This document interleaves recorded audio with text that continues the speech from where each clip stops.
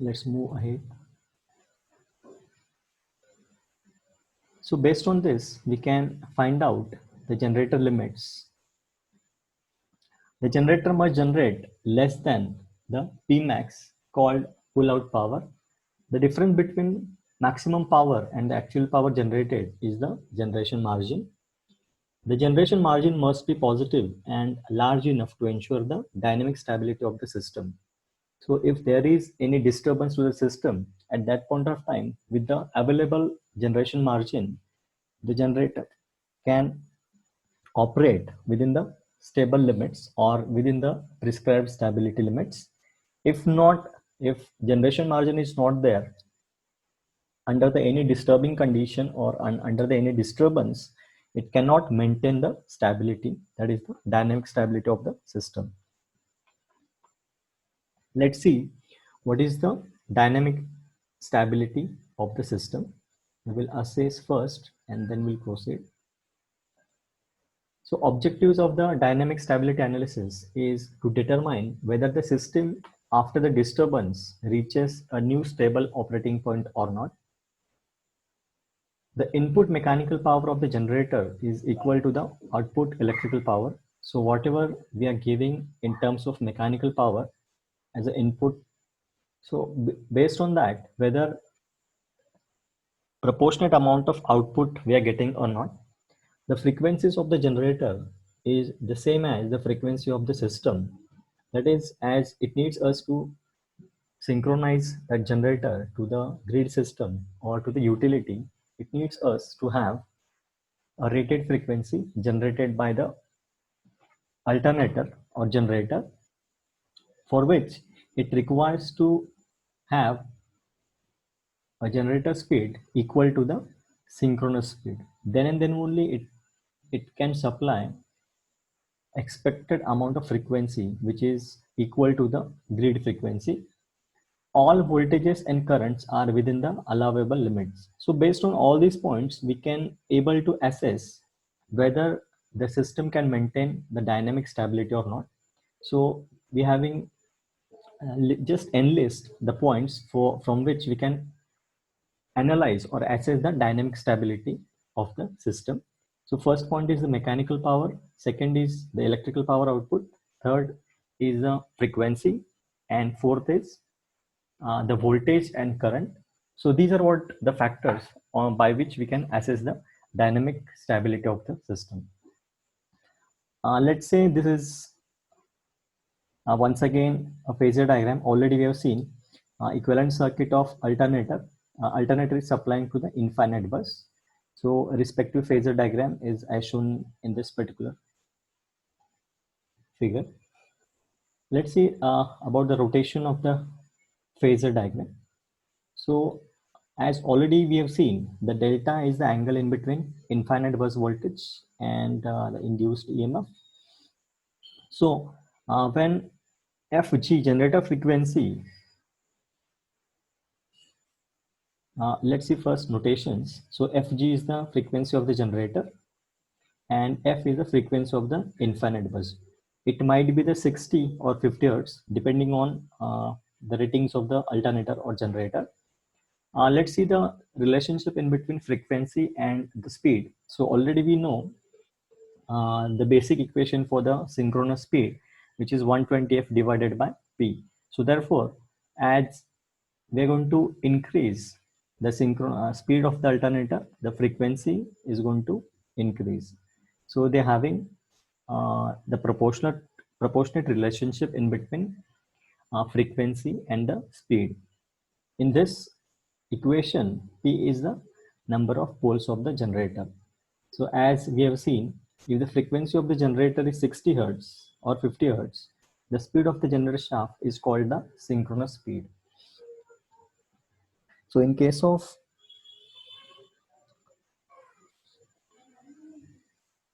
50 Hertz, equation changes with the applicable value, and for the 50 Hertz, it will change as per the applicable values. Then about the power control.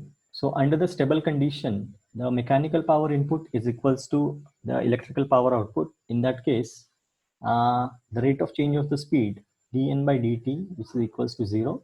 That is, the machine, synchronous machine or alternator, is operating at the synchronous speed, that is the constant rotor speed. So when mechanical power is going to increase,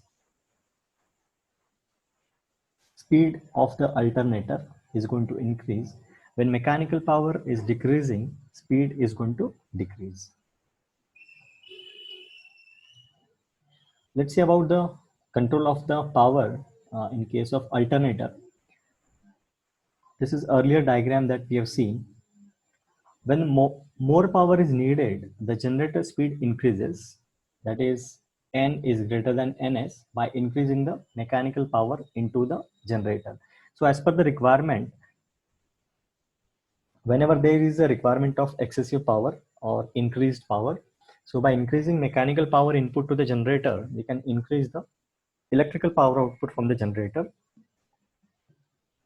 The frequency of the generator increases. In that case, as frequency is increasing, angle delta is going to increase. As well, as by increasing the mechanical power input, the current will also increases, and as a result, the power is also going to increase. In this case, there is a swing because of sudden increase of mechanical power. So earlier, the machine is operating near to point 1. So just because of increase in mechanical power, it shifts towards the point 2, and then after towards the point 3. This is a sort of oscillations. Once it is going to reach the maximum, it is going to come back by the reverse, like from 3 to 1 and from 2 to 1. And it is going to oscillate in and around to point 2, which is the new operating point for the synchronous machine. So therefore, when there is an increase in mechanical power input, that is sudden increase in mechanical power input, it is going to shift the operating point. So earlier operating point is 1. Now just because of increase in mechanical power input, it is going to shift towards 2.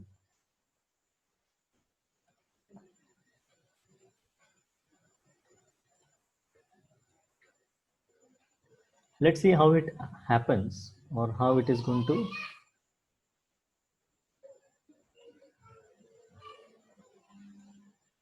changes according to the change in the mechanical power.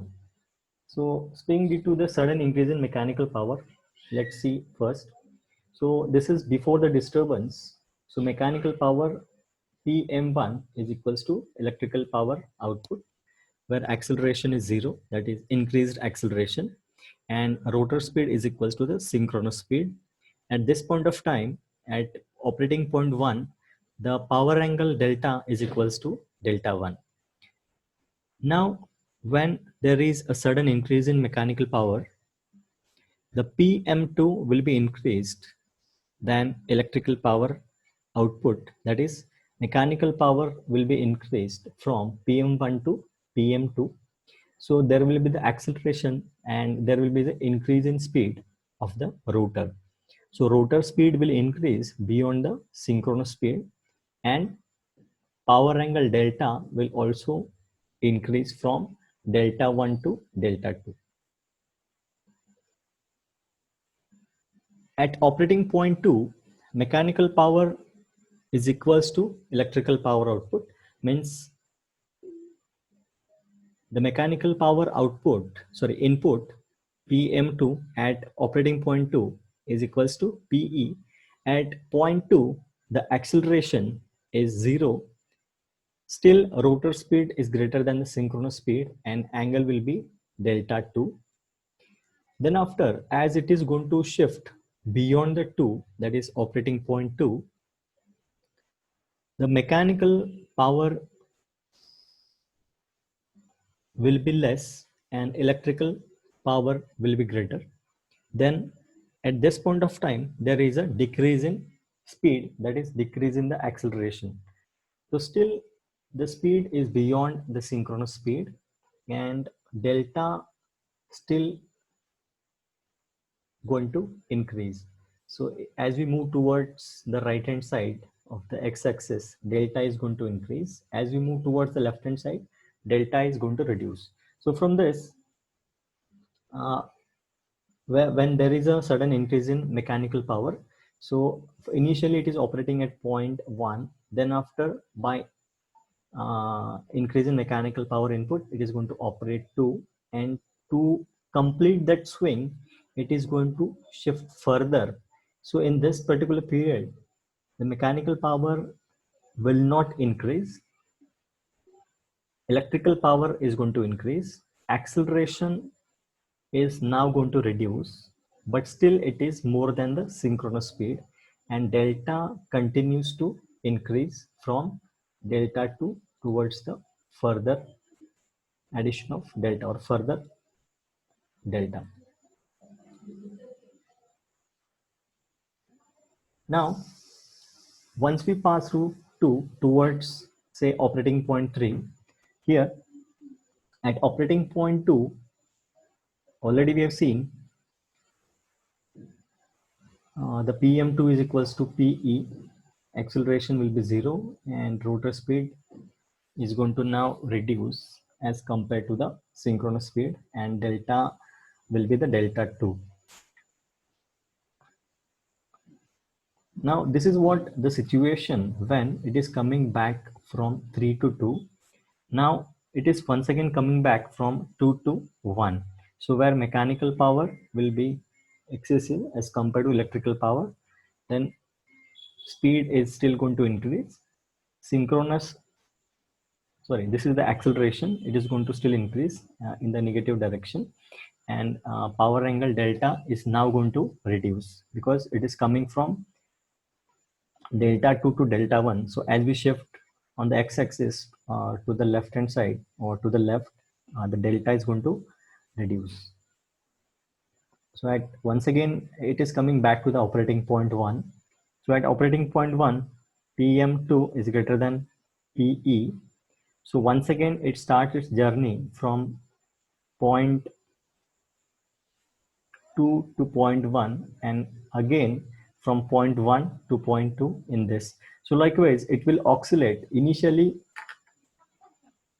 whenever there is a sudden increase in mechanical power input to the machine, the delta is going to increase. So it will come to the point 2 where the acceleration will be 0, rate of change will be 0. Still, it continues to increase the delta. So this is what the maximum limit of the delta, from which once again it is going to come back 3 to 1. Once again, with the available power, it once again going either 2 or beyond 2, and from this point it will once again come back. Likewise, it will oscillate and it will stable to point 2.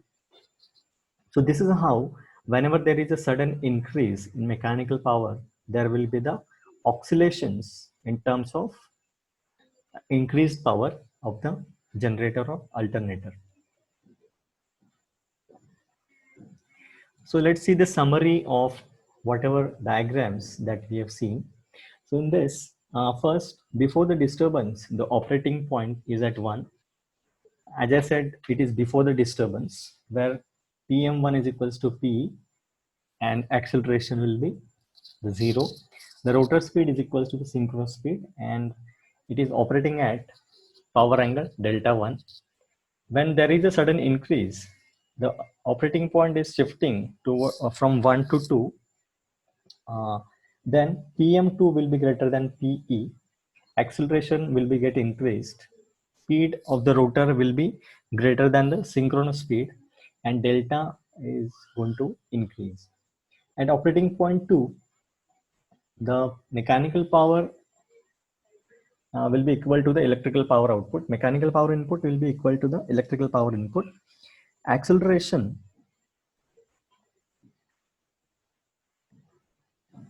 will be 0. Still, speed is greater than the synchronous speed, and the angle at operating point 2 is a delta 2. Now moving from 2 to 3, that is operating point 2 to operating point 3. Now mechanical power is going to reduce as compared to electrical power.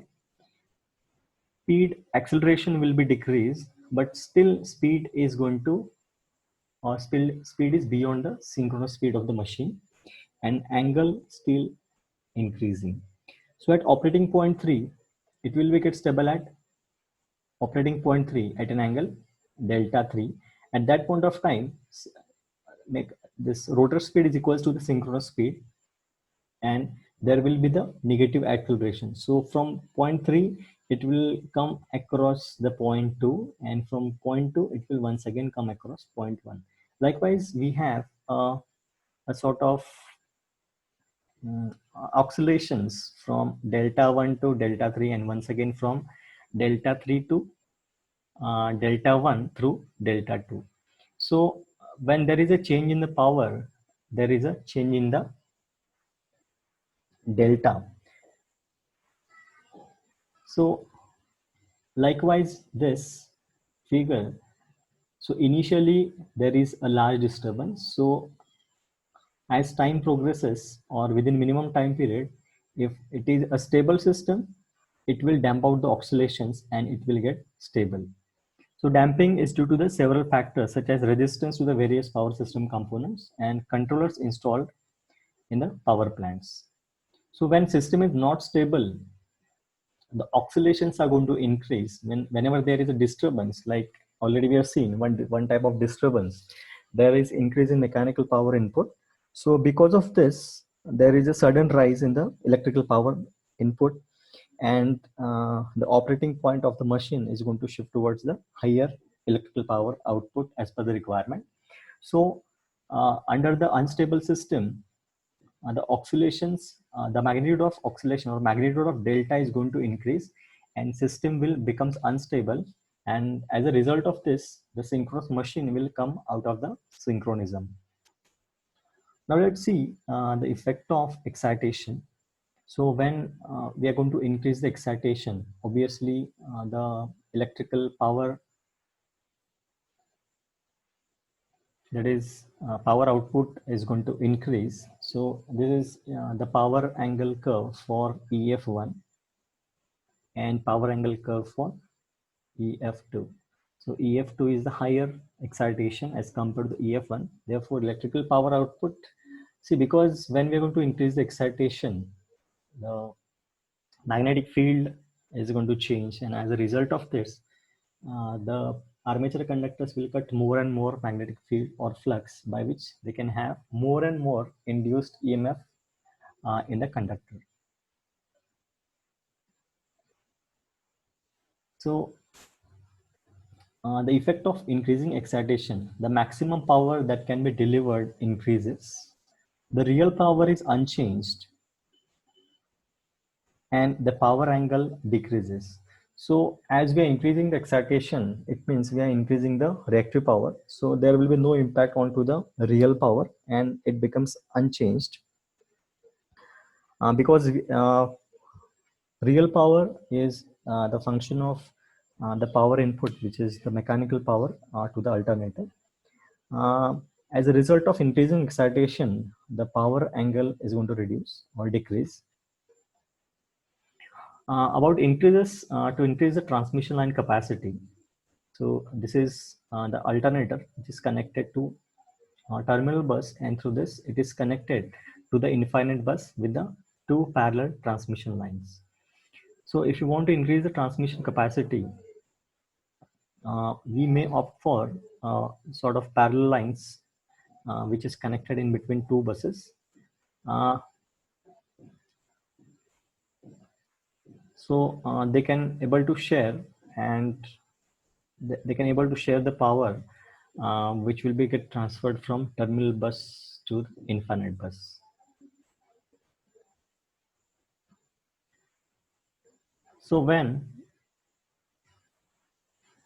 there is two parallel lines, the effective reactance is going to reduce, and as a result of that, if denominator is going to reduce, that is, let's say, so when we have two parallel lines, X is going to reduce.